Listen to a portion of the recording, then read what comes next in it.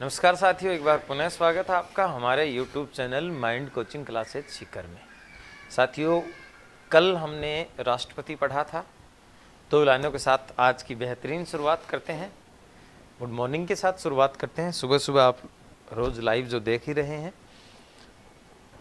कह रहा हूँ कि इंसान जिंदगी की रेस में कभी हारता नहीं है। इंसान जिंदगी की रेस में कभी हारता नहीं है, या तो वो जीत जाता है या सीख जाता है। इंसान जिंदगी की रेस में कभी हारता नहीं है, या तो जीत जाता है या फिर सीख जाता है। शुरुआत करते हैं साथियों। कल के जो 5 सवाल थे, कल के जो 6 सवाल थे, के जवाब भी आए हैं। मैं उनको पुनः दोहरा देता हूं।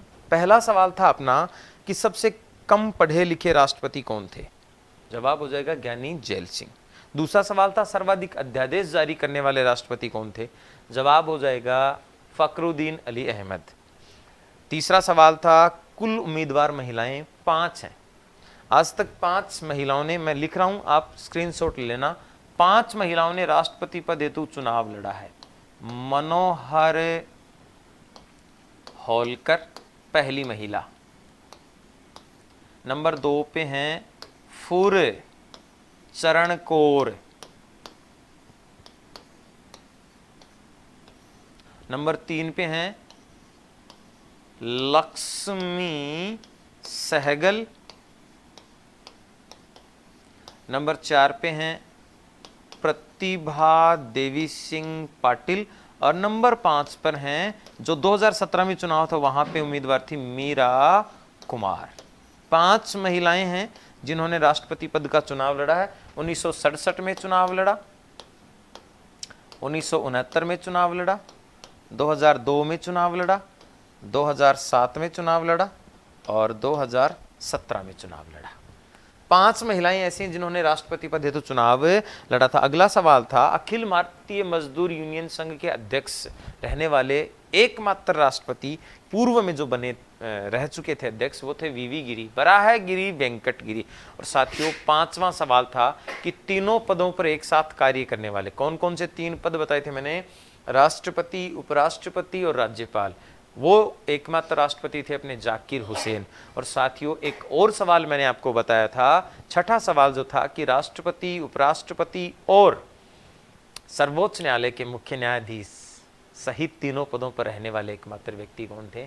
तो मिस्टर मोहम्मद हिदायतुल्लाह खान ये कार्य करने वाले एकमात्र व्यक्ति हैं। साथियों, बहुत अच्छी सुबह के साथ शुरुआत करते हैं आज की अगली कहानी की। राष्ट्रपति की बात अपनी चल रही थी साथियों, और राष्ट्रपति की बात में अंतिम पड़ाव पे हम पहुंच चुके हैं। कार्यपालिका शक्तियों की चर्चा हो गई है, विधायी शक्तियां हो गई हैं, न्यायिक शक्तियां हो गई हैं। बस आपातकालीन शक्तियों की चर्चा शुरू करते हैं। बहुत महत्वपूर्ण है आज का ये वीडियो, आपातकालीन शक्तियों पर ही रहेगा।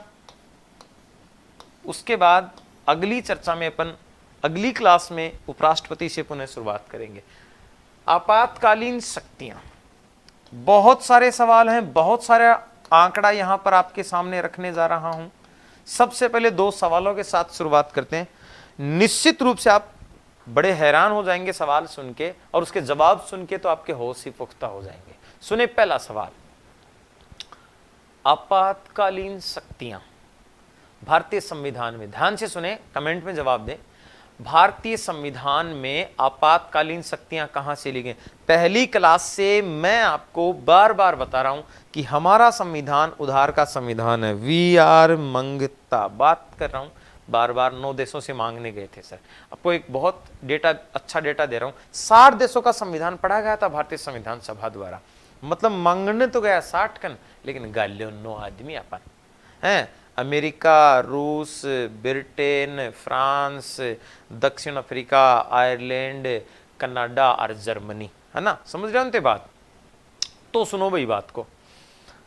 पहला सवाल, आपातकालीन शक्तियां का स्रोत कहां से लिया गया है, किस देश के संविधान से आपातकालीन शक्तियां ली गई हैं। दूसरा सवाल यहीं से पूछ रहा हूं, मूल अधिकारों के दौरान स्थगन की जो स्थिति है वो राष्ट्रपति की जो पावर है वो किस देश के संविधान से ली गई है। आज के लिए ये 2 सवाल आपके सामने रख रहा हूं मैं, और उसके बाद आगे की चर्चा अपन करेंगे। सुनेंगे बात को। आपातकालीन शक्तियां। पहला सवाल कि आपातकालीन शब्द का मतलब क्या होता है। अब थ्याथ्यात बता देसियो, जवाब देसियो इमरजेंसी। मैं कैसे को नहीं हुआ, हिंदी में कह दिया जाना तो आपातकाल और अंग्रेजी में कह दिया जाना इमरजेंसी। तो भाई वो तो अर्थ तो है कोनी, तो पर्यायवाची शब्द बताए थे कि इंग्लिश और हिंदी, इंग्लिश और हिंदी। यहाँ तो काम चल रहा है, पर्यायवाची शब्द थोड़ी पूछना अपन। इंग्लिश हिंदी की बात को नहीं है। सुनो देखो बात, आपातकाल शब्द क्या होता है। सुनो, आपातकाल ऐसी परिस्थिति, ऐसा समय जो सामान्य नहीं है, वो सारा सारा आपातकाल है।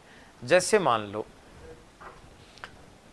आपके पास फोन आता है, एक फोन आए थे, उठायो, हेलो, हाँ ठीक है भाई ठीक है, कई तो इतना जोरू बोले अगले सामने ही सुन जा।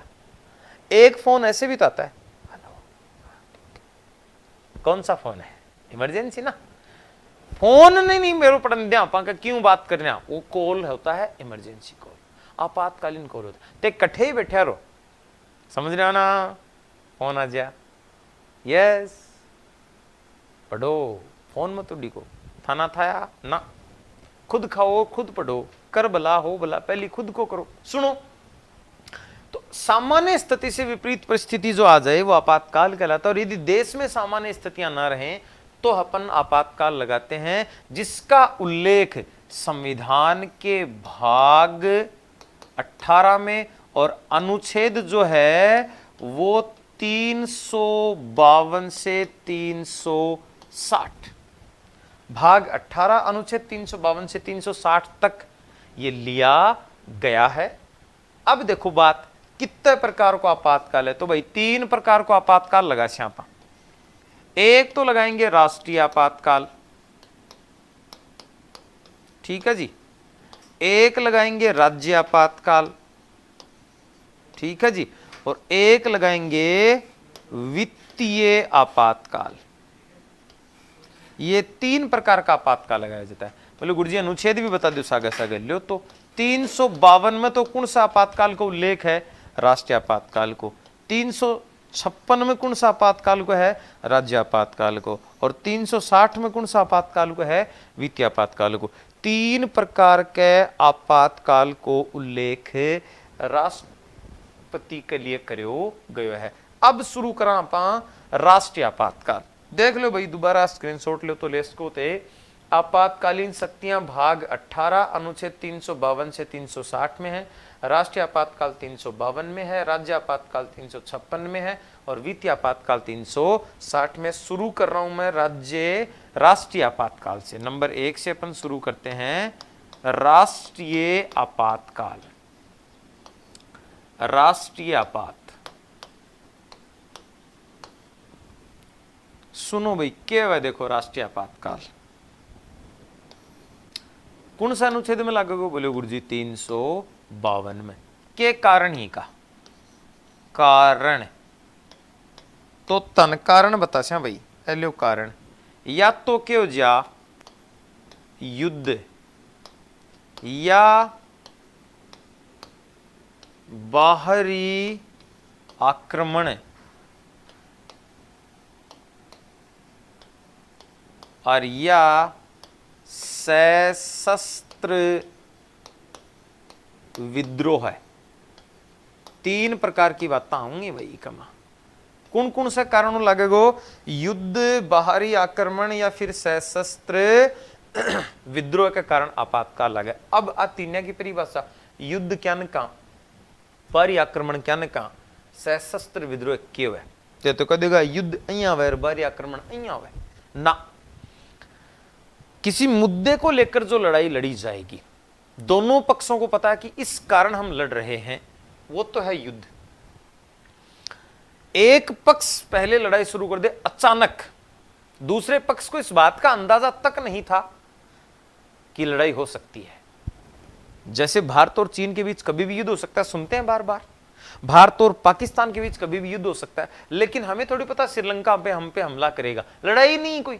श्रीलंका कदे 32 साल पहले इतने देखो पद्मिनी ने उठा के लेगा और ब्याह करो और इतनी स्वरूप रानी हीर यहाँ कर दियो बैं कर दियो, रतन सेन ने देख लेगा मेरे रतन सेन ने यहाँ कर दिया चीर देंगे फाड़ देंगे मार देंगे अं करे अपन के बरो है। श्रीलंका इतने दिनों वो प्लान बनाने लग रही।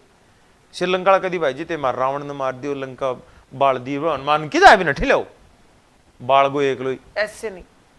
तो श्रीलंका अगर हम पे हमला करेगा तो वो बाहरी आक्रमण में आ जाएगा क्योंकि अंदाजा नहीं है, इसका कोई तथ्य नहीं है। सशस्त्र विद्रोह साथियों आपको यहां थोड़ी सी जानकारी में इतिहास में लेके चलता हूं। देखो क्या था सशस्त्र विद्रोह की जगह ही भाई अठे मूल रूप से के ही आंतरिक गड़बड़ी ही। सुनो इजा के ही आंतरिक गड़बड़ी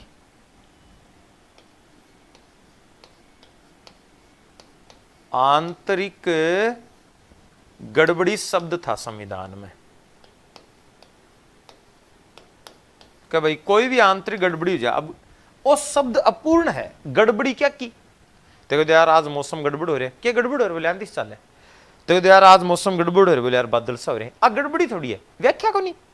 तो आंतरिक गड़बड़ी का नाम लगाए जा।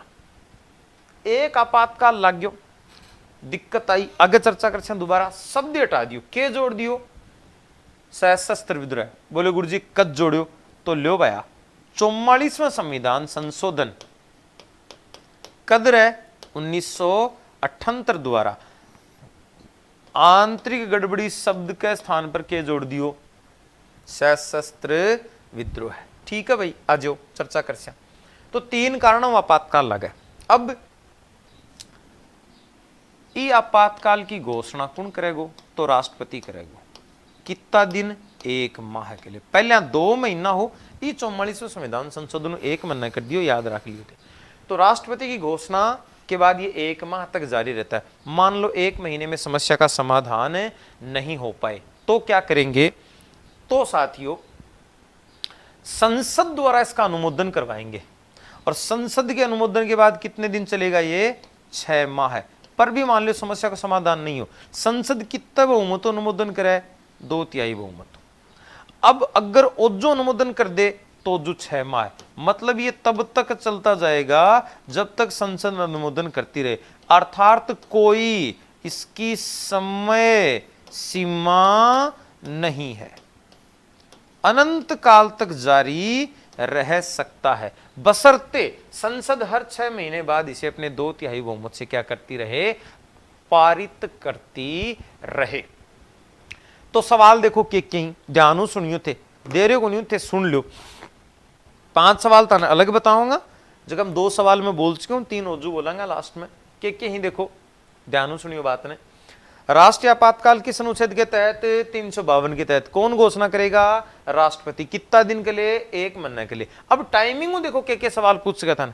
राष्ट्रीय आपातकाल राष्ट्रपति की घोषणा में कितने दिन जारी रहता है बोले गुरुजी 1 महीना। संसद द्वारा जारी किया गया राष्ट्रीय आपातकाल कितने दिन बोले गुरुजी 6 महीना। राष्ट्रीय आपातकाल के अधिकतम समय सीमा बोले गुरुजी है ही को नहीं। 3 सवाल होगा ना ठीक है। अब समाप्त तो संसद आपका साधारण बहुमतों ये राष्ट्रीय आपातकाल ने समाप्त कर सके। अब सवाल ये कि अब तक कितने,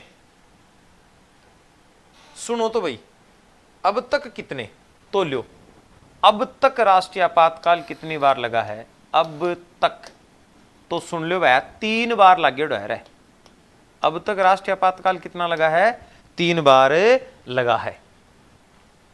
3 बार कौन कौन सा लग गया तो सुनो। पहली बार राष्ट्रीय आपातकाल कद लग गया देखो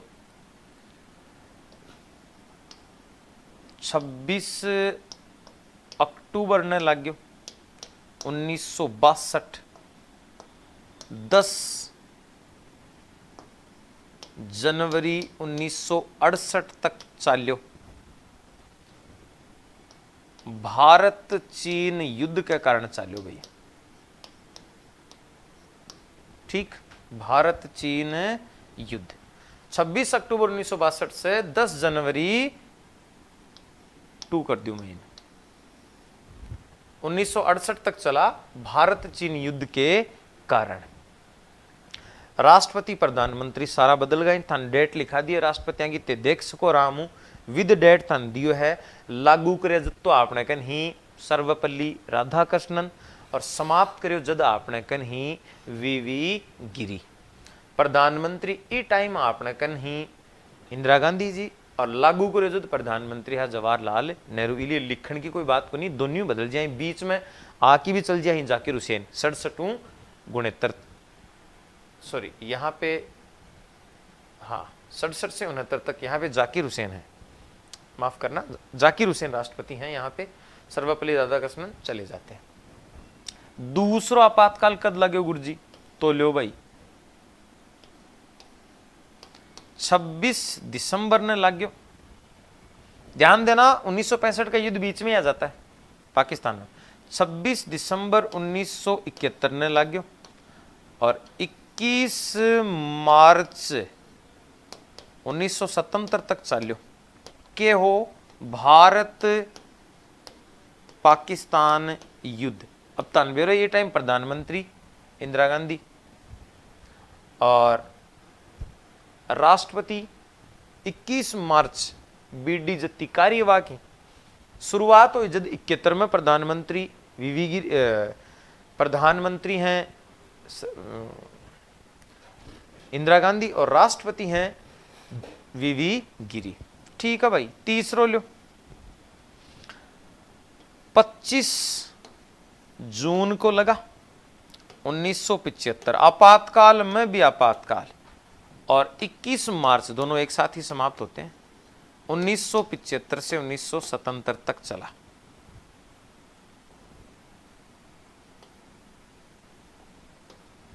इक्कीस मार्च, आप स्क्रीनशॉट ले ले, मैं थोड़ा पुनः ठीक लिख देता हूं। 21 मार्च 1975 से 25 जून 1975 से 21 मार्च 1977 तक चला। यहां लगाया गया था आंतरिक अशांति के नाम से, आंतरिक अशांति के नाम से। अब वहां पे चलता हूं, पिछली वाली पे देखते हैं अपन। देखो सशस्त्र विद्रोह के कारण लगेगा आज के दिन। सशस्त्र विद्रोह शब्द कब जुड़ा? 44वें संविधान संशोधन 1978 से आंतरिक गड़बड़ी शब्द के स्थान पे जोड़ा गया। आंतरिक गड़बड़ी क्यों हुई? बोलो अशांति हो रही है। दोबारा देखें, आंतरिक गड़बड़ी क्या थी? तीसरे आपातकाल में अशांति इंदिरा गांधी के समय लगाया गया था, जिसे बाद में हटा दिया गया। ये 3 बार अब तक राष्ट्रीय आपातकाल लगा है। इसकी जांच के लिए एक आयोग बनाया गया था, जिसका सवाल मैं आपके सामने रखूंगा। तो ये 3 प्रकार का आपातकाल है। इसके बाद बात करते हैं राज्य आपातकाल की। राज्य आपातकाल,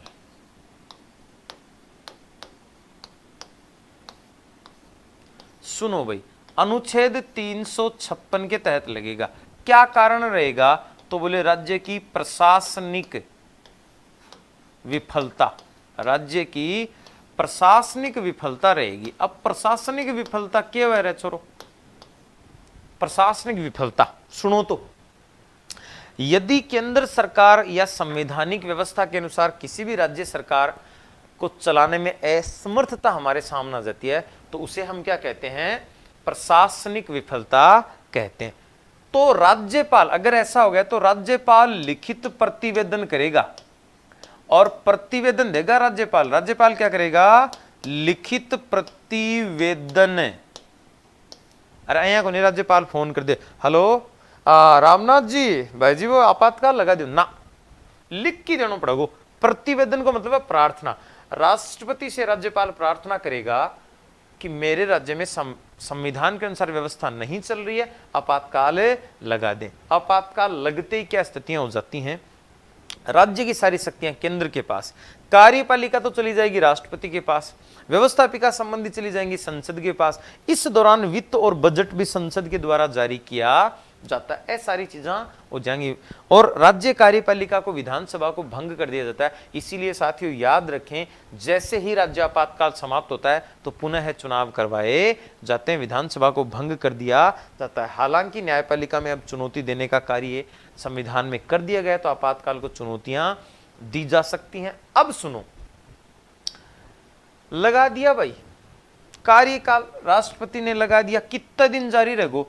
तो राष्ट्रपति की घोषणा के बाद ये कितने दिन जारी रहेगा? 2 माह है। अगर तो ये समाप्त नहीं हुआ तो मूल संविधान में था 1 वर्ष। क्या संसद अनुमोदन करेगी को साधारण बहुमत से, और कितना दिन जारी रह गयो? 6 माह है। अब अगर 6 माह बाद समस्या समाधान नहीं हुआ तो फिर 6 माह, 1 वर्ष से ज्यादा नहीं रह सकता। अधिकतम कितनी है इसकी? 1 वर्ष। लेकिन क्या ये सही है? ना, क्योंकि हम तो बोलते हैं कि आज के दिन राज्य आपातकाल की अधिकतम समय सीमा कितनी है?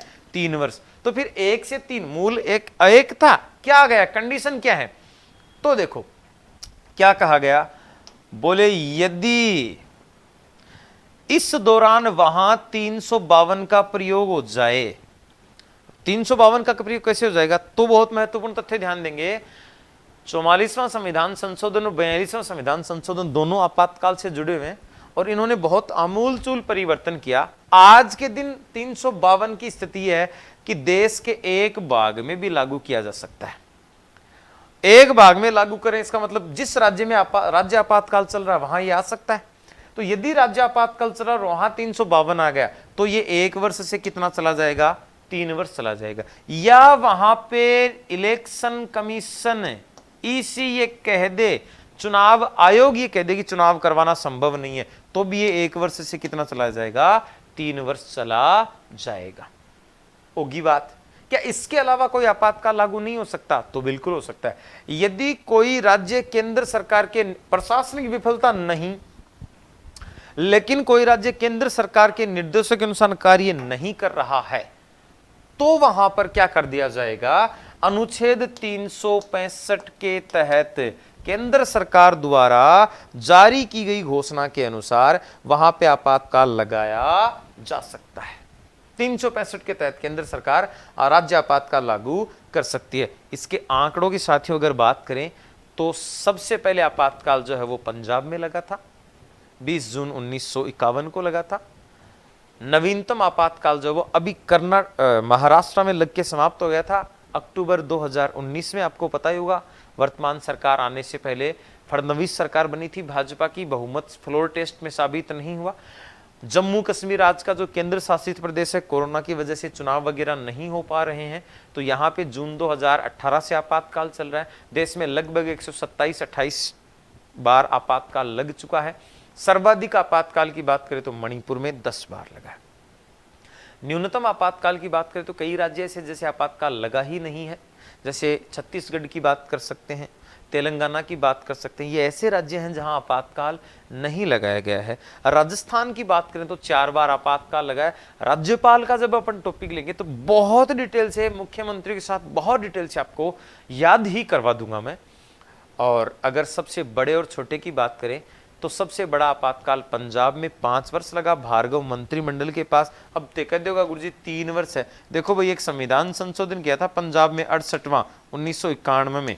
इस 1991 में 68वें संविधान संशोधन के तहत सबसे बड़ा आपातकाल पंजाब में लगा। कितना भाई? 5 वर्ष लगा। और छोटा आपातकाल जो है वो लगा था कर्नाटक में 7 दिन का। कितना लगा? 7 दिन। 10/10/1990 को शुरू हुआ, 10/10/1990 को क्या हो गया? सॉरी, 17/10/1990 को क्या हो जाता है? ये समाप्त हो जाता है। 10/10/1990 को लगा और 17/10/1990 को समाप्त हो गया। ये राज्य आपातकाल की कहानी थी। अब यहां से मैं 2-3 सवाल आपके सामने रख रहा हूं ताकि कमेंट बॉक्स में आप जवाब दें, क्योंकि थोड़ा ही पार्ट और बचा इस क्लास का अपना, फिर इसको समाप्त करेंगे। अगले दिन अपन पुनः शुरू करेंगे।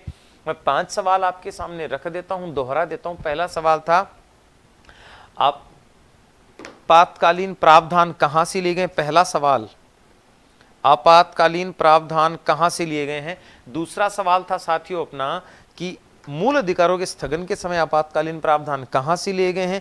तीसरा सवाल था अपना कि किस अनुच्छेद के तहत,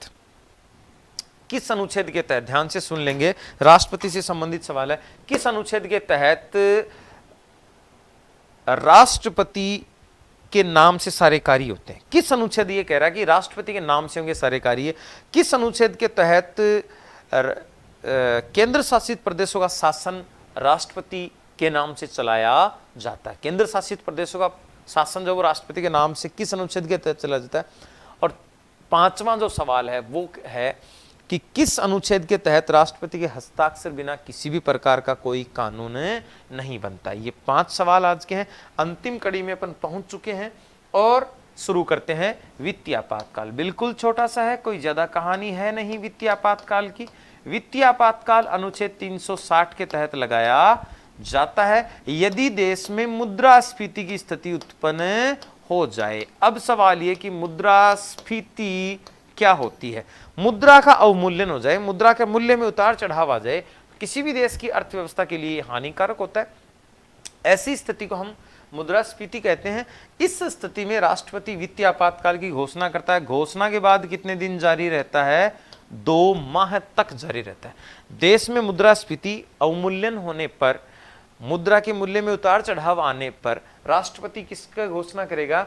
वित्तीय आपातकाल की घोषणा करेगा। 2 माह तक जारी रहता है और अधिक जारी रखने तो संसद द्वारा कितने बहुमत से कितने दिन के लिए पारित करना? 6 माह तक। इसकी खास बात बता रहा हूं साथियों, अगर एक बार इसे पारित कर दिया तो इसे बार बार पारित करवाने जरूरी नहीं है। एक बार पारित करने के बाद इसे अनंत काल तक बढ़ाया जा सकता है। हालांकि भारत में ये अब तक लागू नहीं हुआ। 1991 में एक बार जरूर हमारे सामने स्थितियां आई थी ऐसी कि हमें वित्तीय आपातकाल लागू करने की आवश्यकता महसूस हो गई थी, लेकिन लागू नहीं किया गया। तो भारत में अब तक वित्तीय आपातकाल लागू नहीं किया गया। तो देखिए, इस वित्तीय आपातकाल में राष्ट्रीय और राज्य आपातकाल की विशेषताएं झलक पड़ती हैं। कैसे झलकी हैं? देखिए, राज्य आपातकाल कितने दिन जारी रहेगा राष्ट्रपति घोषणा के बाद? 2 माह। ये भी कितने दिन? 2 माह। ये तो बराबरी कर रहा है राज्य आपातकाल की। राष्ट्रीय आपातकाल जारी होने के बाद कितने दिन जारी रहता है? 2 माह। राष्ट्रपति की घोषणा के बाद 1 माह है, संसद के बाद 6 माह। लेकिन आपसे पूछे कि राष्ट्रीय आपातकाल की समय सीमा कितनी है? बोले अनंत है। वित्तीय आपातकाल की क्या है? अनंत समय सीमा है। इसलिए दोनों की विशेषता यहां उजागर होती हैं। 5 सवाल पुनः दोहरा रहा हूं आपके लिए। आज के जो 5 सवाल हैं, अगली क्लास में अपन फिर मिलते हैं, बात करते हैं। पहला सवाल था आपातकालीन प्रावधान कहां से ग्रहण किए भारतीय संविधान में? मूल अधिकारों के स्थगन के दौरान आपातकाल की स्थितियां क्या हैं? तीसरा सवाल है किस अनुच्छेद के तहत समस्त कार्य राष्ट्रपति के नाम से होते हैं? चौथा सवाल है अपना किस अनुच्छेद के तहत केंद्र शासित प्रदेशों का शासन जो है वो राष्ट्रपति के नाम से चलाया जाता है? वो मेरे प्यारे साथियों, अंतिम सवाल है अपना, 5वां सवाल है अपना कि किस अनुच्छेद के तहत राष्ट्रपति के हस्ताक्षर से सारे कानूनों का निर्माण होता है। बने रहिए सर हमारे साथ। मिलते हैं एक छोटे से ब्रेक के बाद। अगली क्लास में पुनः मुलाकात होती है। तब तक के लिए गुड बाय, गुड बाय। इसी के साथ आज की इस क्लास को समाप्त करते हैं। कल अगली क्लास में जाने के लिए कल आपको बता दूं साथियों, बहुत जरूरी सूचना आपको मैं दे दूं कि ये जो अपनी क्लास है वो लगातार रहेगी। इसलिए आप नियत समय पे बिल्कुल फ्री हो जाएं, क्योंकि हम बहुत महत्वपूर्ण टॉपिक पढ़ रहे हैं। इसी के साथ हम आज की क्लास को समाप्त करते हैं। ध्यान देंगे। जय हिंद, जय भारत, जय माँ।